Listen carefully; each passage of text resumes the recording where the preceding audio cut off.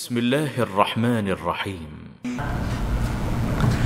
سوال یہ ہے کہ ایک بہن نے پوچھا ہے کہ اس کا رشتہ آتا ہے تو قائم نہیں رہتا، اور میں جس سے شادی کرنا چاہتی ہوں اس کی ماں بھی راضی نہیں ہوتی، پریشان ہوں، بعض مرتبہ اللہ تعالیٰ سے دل اٹھ جاتا ہے، کیا کروں؟ کیا نصیحت کی جائے گی؟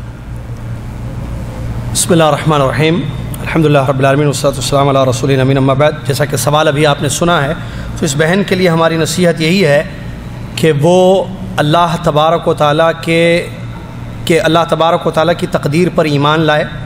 ایمان تو یقیناً ہوگا، اس کو قوی کرے کہ جو اللہ تعالیٰ چاہتا ہے، جو اللہ نے مقدر کیا ہے وہی زندگی میں ہوگا۔ اب اللہ نے کیا مقدر کیا ہے یہ بہن کو نہیں معلوم ہے، تو ان کی یہ ذمہ داری ہے یا ان کا یہ کام ہے کہ وہ اللہ سے دعائیں کرے، زیادہ سے زیادہ اللہ سے مانگیں کہ اللہ تعالیٰ ان کے لیے خیر کا معاملہ فرمائے۔ یہ دعا کرے اور صبر کرے، اور اللہ تبارک و تعالیٰ جو چاہے گا انشاءاللہ وہی ہوگا، اس میں کوئی شک نہیں ہے۔ تو اللہ سے اپنا تعلق مضبوط کرتے ہوئے اللہ سے دعائیں کی جائیں، کیونکہ اللہ کا وعدہ ہے قرآن میں، ادعونی استجب لکم، مجھ سے مانگو میں تمہیں دوں گا۔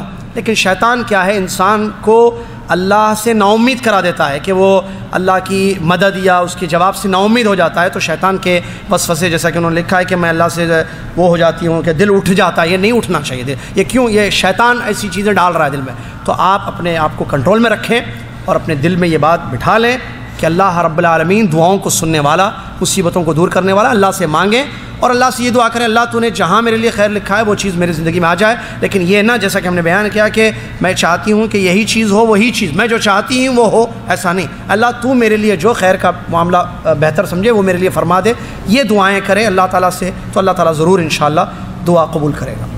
جزاکم اللہ خیر۔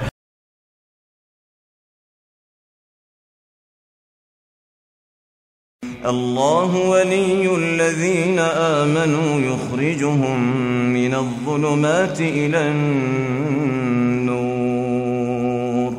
والذین كفروا أولیاؤهم الطاغوت یخرجونهم من النور إلى الظلمات أولئک اصحاب النار هم فيها خالدون۔